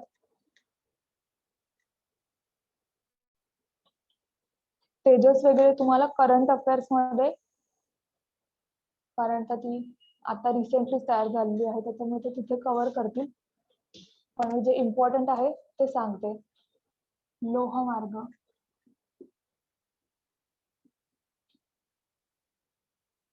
किंवा रेल वेज.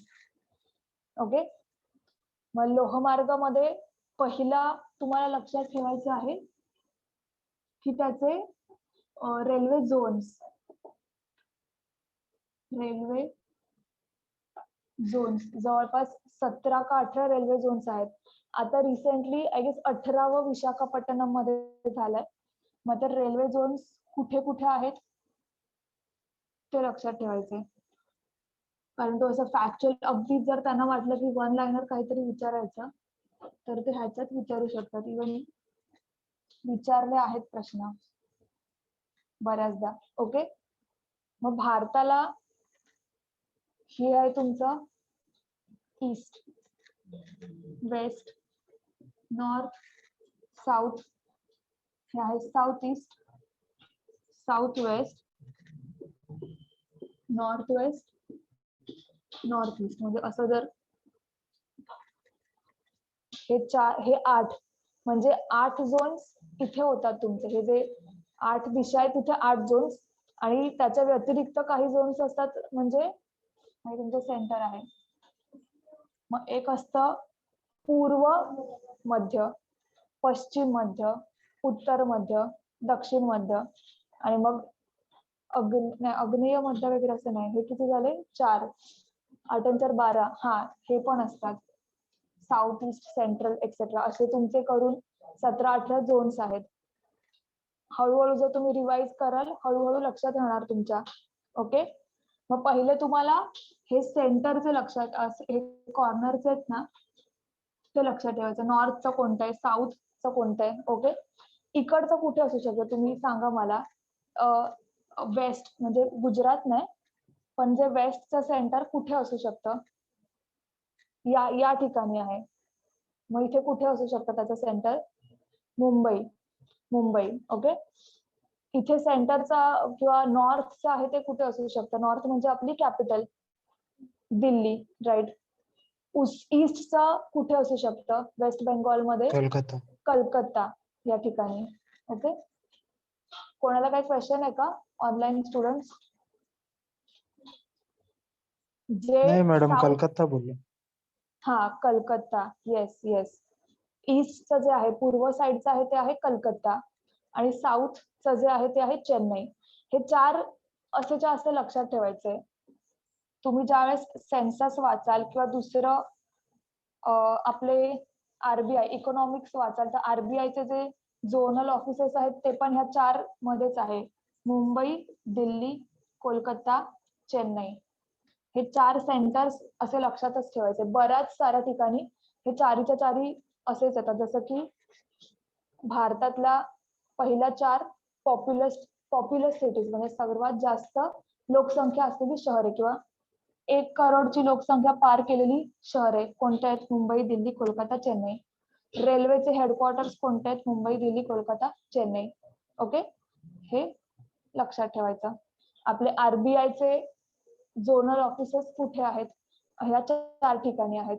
ओके, मग वेस्टर्न झोन येणार मुंबई,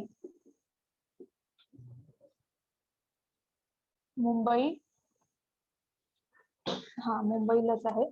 आणि जे सेंट्रलचं आहे ते आहे मुंबई चर्चगेट. ओके, सॉरी हे आहे मुंबई CST आणि वेस्टर्न साइडचं आहे मुंबई चर्चगेट. ओके, ईस्टचं आहे कलकत्ता. ओके, नॉर्थचं आहे दिल्ली, साऊथचं आहे चेन्नई. ओके, हे आहेत 4 रेल्वेचे हेडक्वार्टर्स आणि एक सेंटरवाला. ओके, आता तुम्हाला साऊथ ईस्ट वगैरे कोणते आहेत ते लक्षात ठेवायचं. पहिल्यांदा आपण हे जे सेंटर म्हणजे साऊथ सेंटर म्हणजे मराठीमध्ये जर त्यांनी केलं तर दक्षिण मध्य. हे ऍक्च्युअली असे फॅक्च्युअल डाटा विचारलाय त्याच्यामध्ये तुम्हाला पाठ करावे लागतील.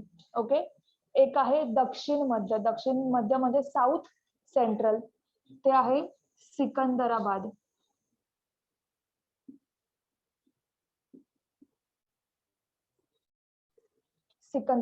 ओके, एक आहे नॉर्थ सेंट्रल म्हणजे उत्तर मध्य.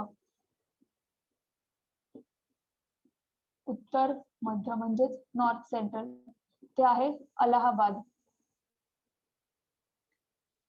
ओके. त्यानंतर ईस्ट सेंट्रल किंवा पूर्व मध्य,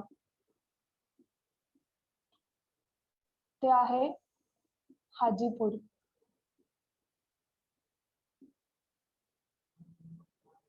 हाजीपूर. ओके. आणि एक आहे वेस्ट सेंट्रल म्हणजे पश्चिम मध्य,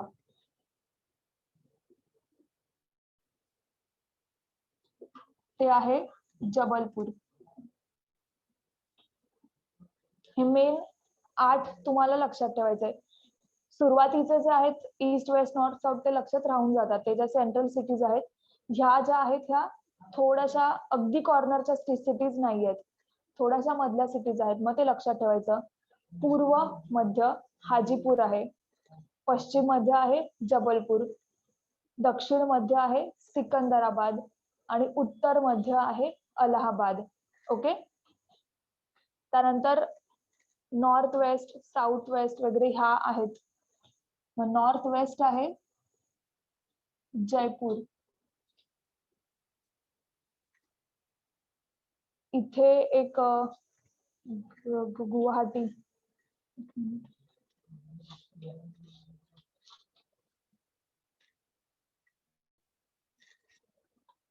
उत्तर पूर्व नॉर्थ ईस्ट गुवाहाटी नाही गोरखपूर.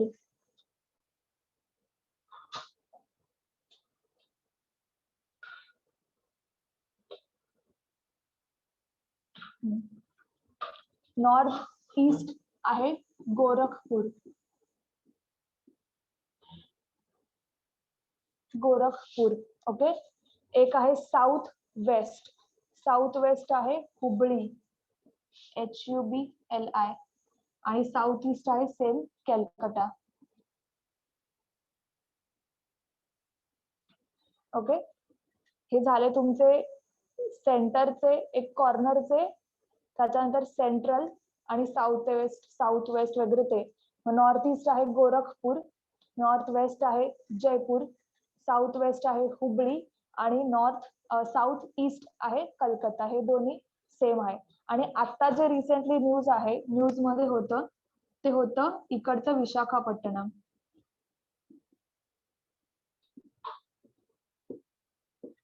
विशाखापट्टणम. मग विशाखापट्टणम आहे पूर्व किनारी, पूर्व किनारी railway zone. Okay. Eastern coastal railway zone, ते आहे विशाखापट्टणम. हे आता रिसेंटली मला वाटतं 2020 मध्येच डेव्हलप झालेले आहे. 19-20 करंट अफेअर्स वगैरे बघाल तर त्यावेळेस हे बघणार. त्याच्या आणि मागच्या एक्झाम मध्ये क्वेश्चन विचारलेला नाहीये, म्हणजे न्यूज मध्ये होतं पण क्वेश्चन नाही. सो देर आर चान्सेस की जी पण एक्झाम येईल पुढे त्याच्यामध्ये विचारलं जाऊ शकतं. त्याच्यामुळे हे झोन्स जे आहेत ते लक्षात ठेवायचं. रोज रोज तुम्ही जर डायग्राम अगदी पाठ करण्यापेक्षा जर तुम्ही डायग्राम मधून पाठ केलं तर ते जास्त लक्षात राहणार. त्याच्यामुळे असा मॅप काढा, जसा तुम्हाला जमेल तसा मॅप काढा, चुकला तरी चालेल पण जे त्याचे सेंटर्स आहेत तिथे लिहा, त्याच्यामुळे ते जास्त लक्षात राहणार. ओके. हे आहेत तुमचे रेल्वे झोन्स. रेल्वे झोन्स असं नाव टाका.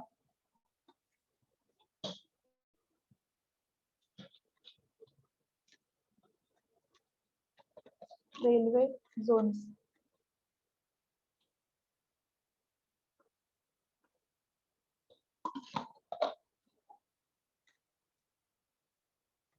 जरा मोठा मॅप काढा म्हणजे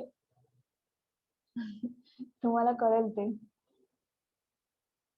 कारण मॅपची प्रॅक्टिस तुम्हाला झाली पाहिजे विदिन 10 सेकंड 5 सेकंड.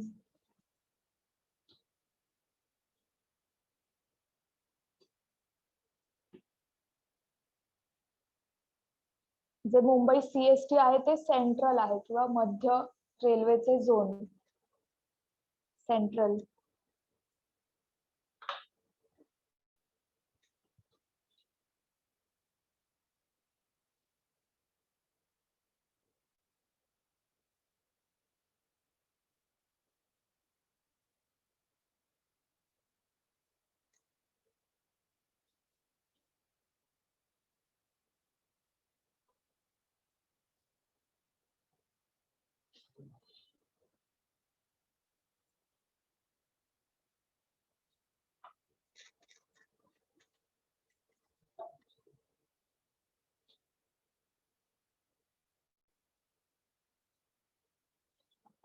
त्याचं डायरेक्शन आणि ते झोन्स कुठे कुठे आहेत ते पण स्पेसिफिकली आहे. North, south, north east, south east वगैरे असं.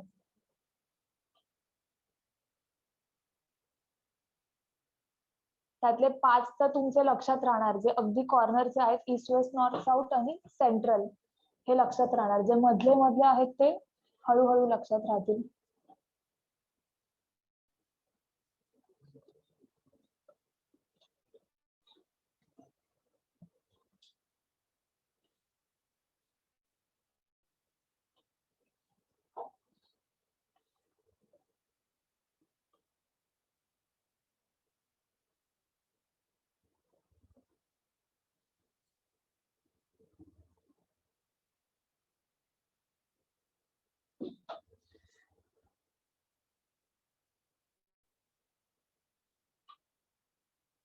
दक्षिण मध्य आहे सिकंदराबाद, उत्तर मध्य अलाहाबाद, पूर्व मध्य हाजीपूर, पश्चिम मध्य जबलपूर.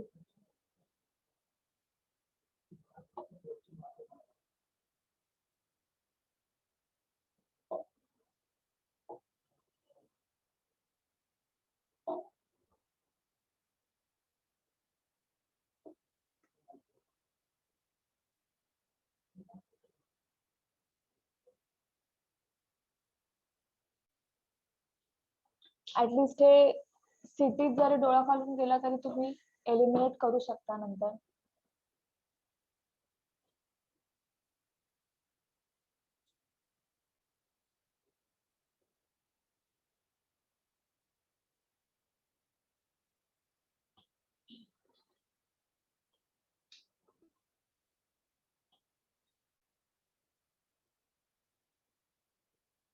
जर त्याने उत्तर मध्य विचारलं आणि ऑप्शन दिले अलाहाबाद, लखनौ, कानपूर एक्सेट्रा, तर ते लखनौ कानपूर तर नाहीच आहे त्याच्यामध्ये, म्हणजे ऍटलिस्ट ते एलिमिनेट करू शकता तुम्ही.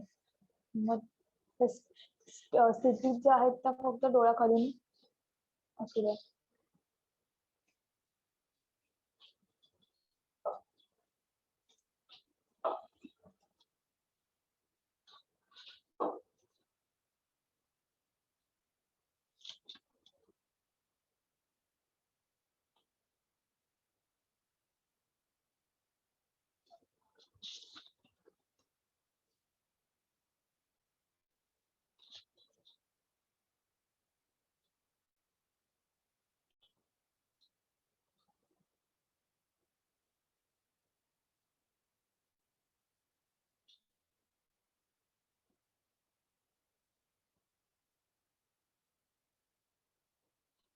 झालं, दोघांचं झालं.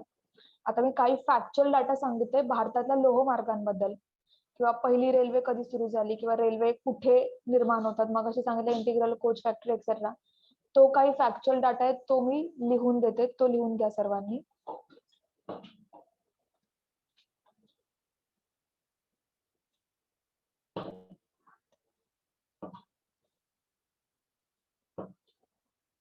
ओके, मग भारतातली थांबा सांगते आधी, ऐका. भारतातली पहिली रेल्वे जी होती ना, ती कुठून कुठपर्यंत होती?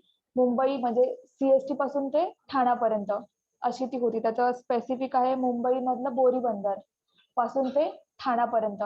कधी झाली होती? 1853 मध्ये. म्हणून मी तुम्हाला सांगते की जे फर्स्ट ते लक्षात ठेवा, ते 1852, 53, 54, 55, 56 या 4-5 वर्षांमध्ये बरंच काही आहे की जे फर्स्ट झालंय. म्हणून ते जोड्या लावामध्ये वगैरे विचारलं जातं बऱ्याचदा. मग पहिली रेल्वे कधी धावली? बोरी बंदर टू ठाणे. ओके, कधी धावली? 1853 मध्ये.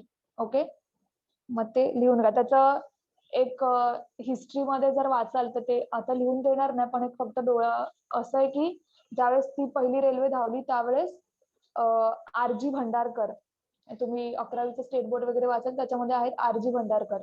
तर आरजी भंडारकरनी काही पैसे लावले होते त्या ट्रेनवर. त्याच्यानंतर ते ट्रेन ज्यावेळेस धावली किंवा ज्यावेळेस सुरुवात झाली त्यावेळेस सगळे मोठे मोठे व्यक्ती त्यावेळेस ते जे होते ते सगळे त्याच्या उद्घाटनाला गेले होते. ते सगळे हिस्ट्रीमध्ये तुम्हाला स्टोरी वाईज आहे, पण ते लक्षात ठेवा. आणि किती किलोमीटरची ती ट्रेन धावली? ती होती 34 किलोमीटर. असता तो त्याचा स्पॅन म्हणजे किती लेंथ किती लांब धावली तर त्याची लांबी पण ती लक्षात ठेवा 34 किलोमीटर. ओके, ते लिहून घ्या. मग मी सांगते तुम्हाला. 16 एप्रिल 1853. ऑनलाईन स्टुडंट्सनी पण लिहून घ्या. 16 एप्रिल 1853 मध्ये भारतातील पहिली ट्रेन किंवा रेल्वे, भारतातील पहिली ट्रेन किंवा रेल्वे मुंबई ब्रॅकेटमध्ये बोरीबंदर असेल या, मुंबई बोरीबंदर टू ठाणे, मुंबई ते ठाणे असं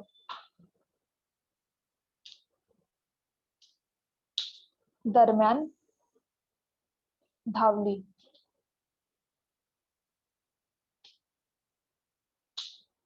आणि पुढे डॅश करून लिहा 34 किलोमीटर, 34 किलोमीटर. आणि आता जिथे करंट अफेअर्स मध्ये जर तुम्ही इकॉनॉमिक सर्वे वाचाल किंवा बजेट वाचाल त्याच्यामध्ये त्यांनी सांगितलं की भारतातल्या जेवढ्या पण ट्रेन्स आहेत त्या 2022 पर्यंत इलेक्ट्रिफाईड करायच्या. म्हणजे सगळ्या ट्रेन ज्या आहेत त्या इलेक्ट्रिकवर चालल्या गेल्या पाहिजेत असं, किंवा सगळ्या ट्रेन मध्ये इलेक्ट्रिसिटी मग लाईट्स फॅन्स वगैरे ते सगळं प्रॉपरली असलं पाहिजे 2022 पर्यंत. मग ते आता ज्यावेळेस तुम्ही करंट अफेअर्स वाचाल बजेट इकॉनॉमिक सर्वे वाचाल त्यावेळेस रेल्वेचं असेल. ते लिहून घ्या तुम्ही, स्टेटमेंट लिहून घ्या. भारताने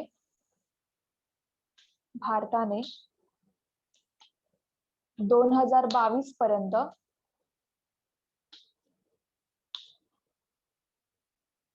रेल्वेचे संपूर्ण विद्युतीकरण म्हणजे फुल्ली इलेक्ट्रिफाईड रेल्वे असं संपूर्ण विद्युतीकरण करण्याचे ठरवले आहे.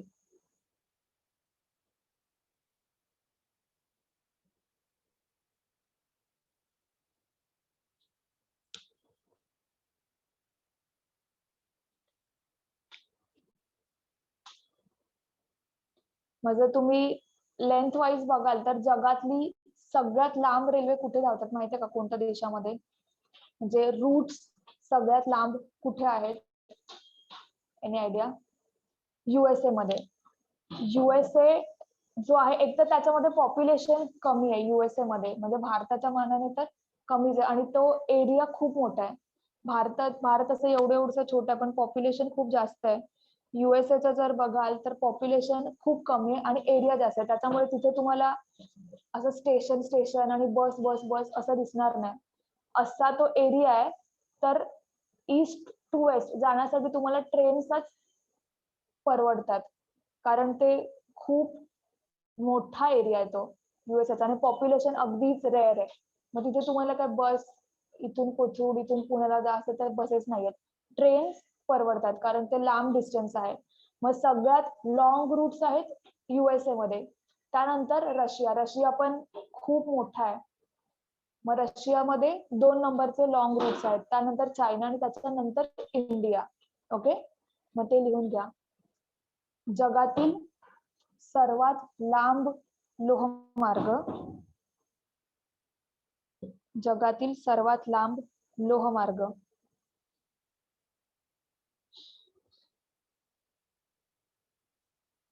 म्हणजे ऑप्शन मध्ये आलं की आपण लॉजिक लावायचं की सगळ्यात मोठा एरिया असणारा देश कोणता किंवा ब्रॉड देश कोणता आहे. मग युएसए ब्रॉड आहे, रशिया पण बघाल तर मॅप मध्ये ब्रॉड आहे, भारत असं एवढंच आहे. ओके, मग पहिले येणार युएसए, त्याच्यानंतर रशिया, त्यानंतर चायना आणि मग इंडिया भारत.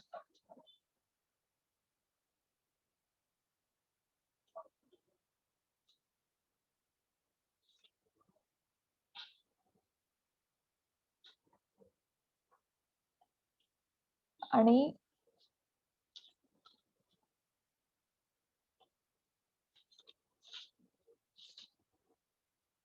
करंट अफेअर्स मधले आलेल्या काही गोष्टी लिहून देते, जे आता 2019-20चं जे करंट अफेअर्स होतं. मग पहिलं लिहा तेजस एक्सप्रेस. तेजस एक्सप्रेस खूप न्यूज मध्ये होती. तेजस एक्सप्रेस.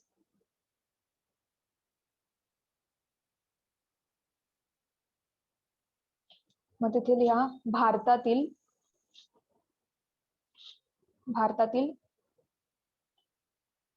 सर्वात लांब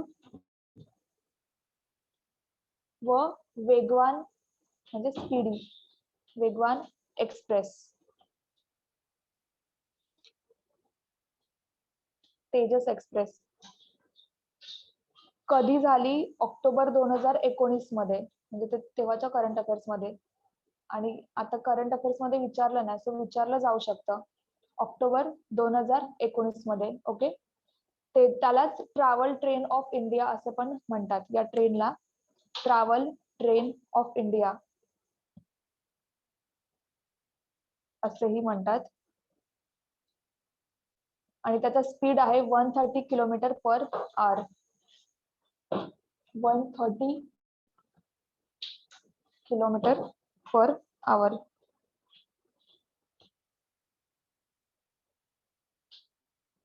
ही आहे तेजस एक्सप्रेस. आणि पुढची एक एक्सप्रेस आहे हमसफर एक्सप्रेस. ह्या सगळ्या न्यूज मध्ये असलेल्या ट्रेन्स आहेत. हमसफर एक्सप्रेस. हमसफर एक्सप्रेस म्हणजे पूर्ण एसी वाली ट्रेन आहे. ती भारतातली पहिली ट्रेन आहे की ज्याच्यामध्ये असं ना first coach, second coach, AC, non AC असं. मग ही ट्रेन पूर्ण एसी आहे. मग ह्या भारतातील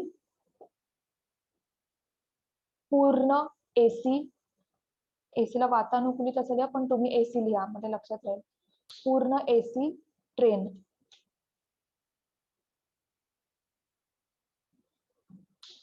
आणि एक आहे उदय एक्सप्रेस. उदय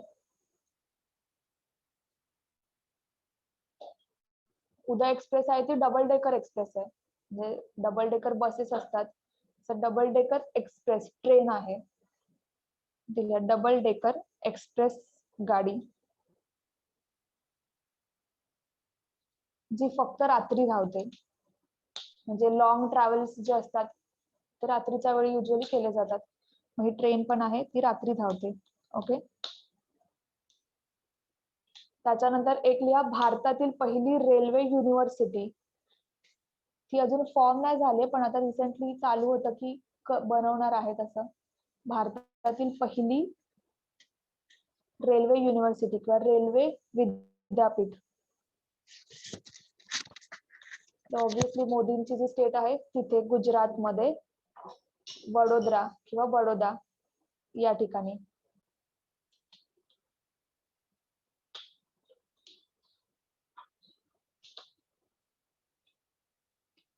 आणि पुढे आता रिसेंटली रेल्वेने त्यांचं स्लोगन पण ठरवलंय. रेल्वेचे स्लोगन स्वच्छ रेल स्वच्छ भारत असं त्याचं स्लोगन आहे. स्वच्छ रेल आणि स्वच्छ Bharat.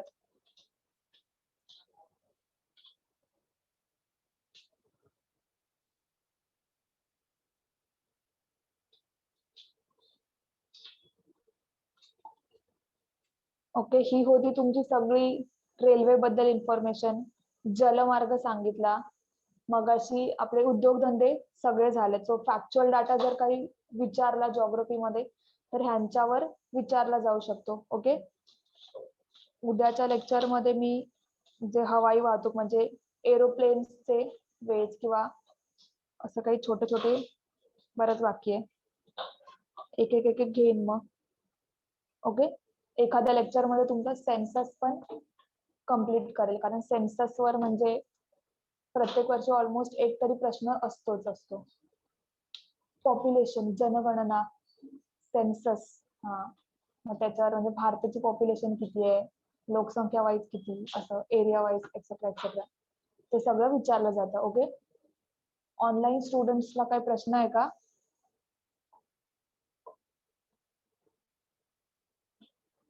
Any question?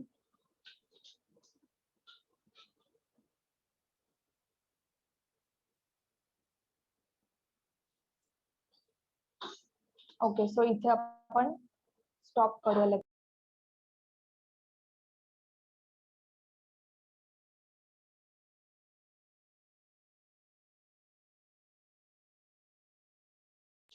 Okay, Vishwanath. Yes, Priyanka. Thank you, everyone.